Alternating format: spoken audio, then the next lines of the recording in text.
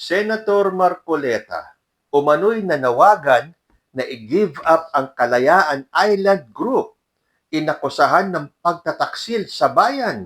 Hindi nga ba, meron kasing statement itong si Senator Rodante Marcoleta na i-give up na lang daw natin or ng Pilipinas yung Kalayaan Island Group. Kanino i-give up?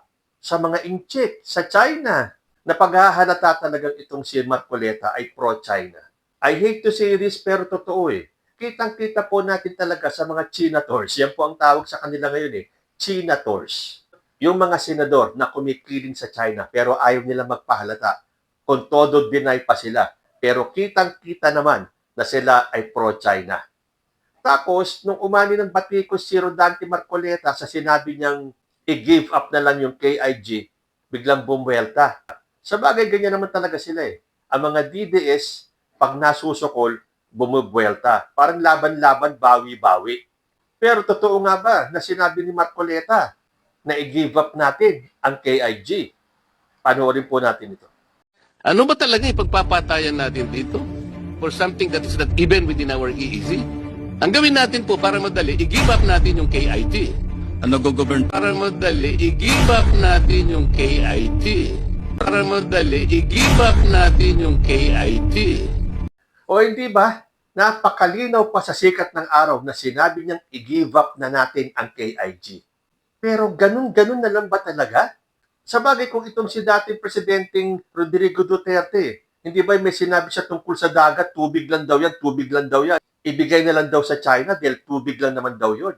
Kayong mga Pilipino nakikinig ngayon, boundary lang, tubig lang naman, hayaan mo yan. Insist on Philippines Sea. Eh, karami ng dagat natin, di ibigay na lang. Oh, sige, iyon na yan. So, kung ano yung puno, yun din talaga yung mga bunga. Ito naman, si Rodante Marcoleta, ibigay na lang daw, i-give up na lang yung Kalayaan Island Group. Tapos, nung nabati ko siya, i-deny niya. Na taken out of context at inabibriate daw yung kanyang sinabi. Kayo, narinig natin, sinabi ni Marcoleta mismo sa video, unless AI yan. Pero hindi, documented po yan eh. Sinabi talaga ni Marcoleta na i-give up yung KIG. Tapos ngayon, i-deny niya at palalabasin niya na kasalanan pa nating mga nakarinig sa kanya na iniba natin yung konteksto ng kanyang sinabi. Ano po ba talaga ang naganap doon sa hearing na yan ng Commission of Appointments? Ayon po dito sa Catholic Faith and Politics, umani ng matinding batikos si Senator Rodante Marcoleta matapos ang kanyang naging pahayag sa isang confirmation hearing ng mga opisyal ng militar kung saan tila iminungkahi nito ang pagsuko sa Kalayaan Island Group o yung KIG.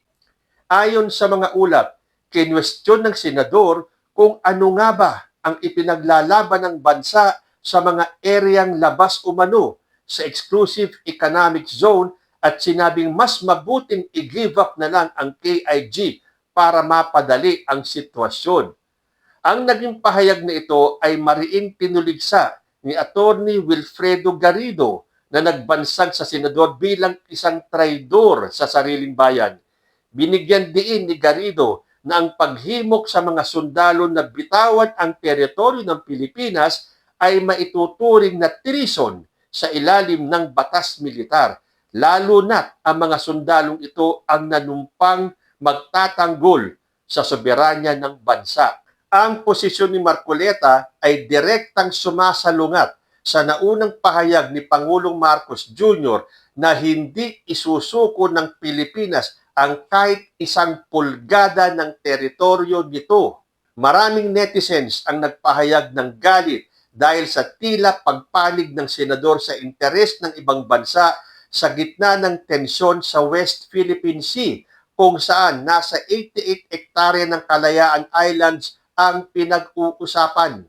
Kasabay ng isyong ito, nahaharap din si Marcoleta sa mabigat na legal na hamon kaugnay ng kanyang Statement of Contributions and Expenditures o yung SOSE noong nakaraang halalan. Inilabas ng COMELEC ang isang investigasyon matapos lumabas na hindi idineklara ng senador ang tunay na pinagmulan ng kanyang campaign funds na isang malinaw na paglabag sa election law. Yan. Naungkat tuloy itong isang issue mo, Marcoleta. Ayon sa mga legal experts, ang hindi pagsasabi ng katotohanan sa SOSE ay maaaring mauwi sa kasong perjury at perpetual disqualification mula sa anumang posisyon sa gobyerno. Naniniwala si Garrido at ang iba pang mga kritiko na dapat gamitin ng COMELEC ang buong puwersa ng batas upang mapanagot ang senador at matiyak na hindi na ito muling makakahawak ng kapangyarihan sa bansa. Sa halip na ang teritoryo ng bansa ang isuko, iginiit ng mga kritiko na mas nararapat na si Marcoleta ang managot sa kanyang mga naging pahayag at aksyon na naglalagay sa alanganin sa seguridad at dignidad ng Pilipinas. Pagtatapos pa ni Attorney Wilfredo Garrido, instead of giving up KIG, let us give up Marcoleta to the People's Republic of China. Kita nyo, kahit na anong pagtatakip pa ni Marcoleta, mga DDS na lang ang naniniwala na hindi pro-China itong si Rodante Marcoleta. At kaya naman pala, inaayawan ng mas nakararaming Pilipino itong si Senator Marcoleta. Ay, oo nga pala, hindi lang ng mga Pilipino, kundi ng kanyang mga kapwa-senador ay inaayawan si Marcoleta. Natandaan niyo kung bakit hindi nagtagumpay ang kudeta ng minority group led by Amy Marcos, Rodante Marcoleta, Alan Peter Cayetano para iupo si Loren Legarda as Senate President at yung kanilang tangkang ikudeta si Tito Soto ay hindi po nagkaroon ng kaganapan. Dahil ang gusto ng minority group, kapag napatalsik nila si Tito Soto at naiupo nila si Loren Legarda sa pwesto ni Tito Soto, natural, matatanggal din sa pwesto si Ping Lacson bilang chair ng Blue Ribbon Committee. At ang ginigiit ni Alan Peter Cayetano ay ibabalik si Rodante Marcoleta bilang head ng Blue Ribbon Committee na inalmahan ng ilan sa mga senador na pumayag na nga na ikudeta si Tito Soto at iupo si Loren Legarda. So ano ang nangyari? Nag-back out yung ilan sa mga senador and I believe mga 5 yata sila dahil ayaw nila na ibalik kay Rodante Marcoleta yung Blue Ribbon Committee. So, hindi nagtagumpay yung kanilang kudeta. Paano nga naman kasi?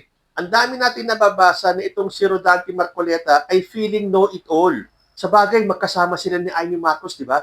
Pareho sila ni Amy Marcos. Isama mo na rin si Alan Peter Cayetano. Akala mo sila ang nakakaalam ng lahat. Na sila ang laging tama. Na sila ang may sagot. Na sila ang may solusyon sa lahat ng problema ng bansa nito. Ganyan po ang minority bloc. Ganyan po ang mga DDS senators. Or should I say, senators. So dito sa pagdi-deny ni Marcoleta na hindi daw niya sinabi na i-give up yung KIG, ay lalong napagtibay sa isipan ng taong bayan na si Rodante Marcoleta ay sinungaling.